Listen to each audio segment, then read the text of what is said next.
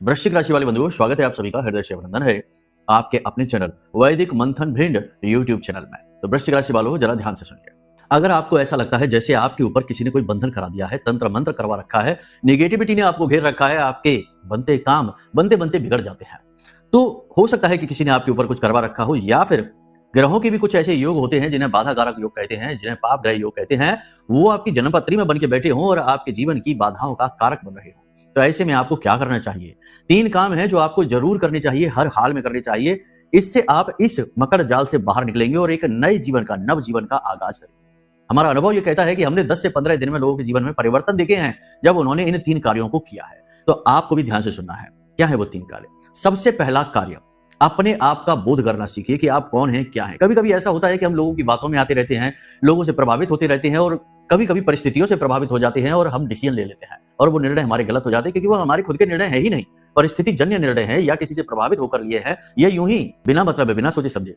तो इसके लिए आपको क्या करना है? सबसे पहली चीज ये है कि ध्यान करना सीखिए, भगवान की भक्ति सच्चे मन से करना सीखिए और इसका अभ्यास है बहुत अच्छा। देखो, जिस भी देवी देवता की आप पूजा करते हैं, यदि आपको अपने इष्ट देव के बारे में पता है तो उत्तम है, नहीं तो कुंडली विश्लेषण करा लेना, उसमें हम आपको बता ही देंगे।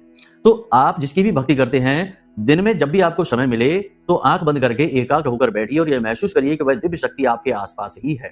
उसके होने का आभास यानी कि धारणा, इस धारणा से आपको उस दिव्य शक्ति का सचमुच में साथ प्राप्त हो जाएगा, क्योंकि जैसी आपकी मन स्थिति वैसी आपकी परिस्थिति। यत पिंडे तत ब्रह्मांडे।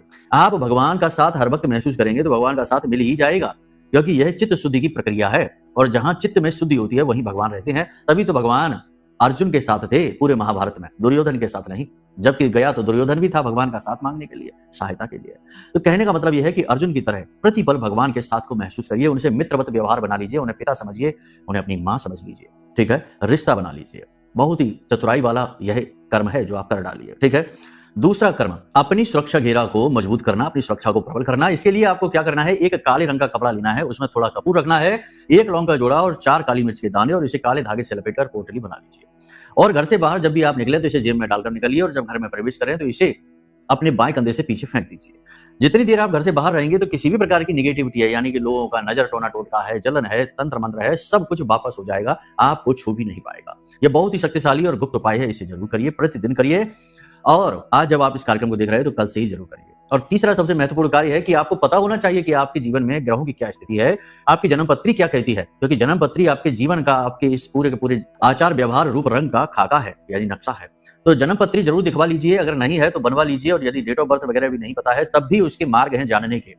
बस वीडियो में दिए गए नंबरों पर फोन कर लीजिए। जैसे ही आप फोन करेंगे हम आपकी जन्म पत्री बना देंगे। आप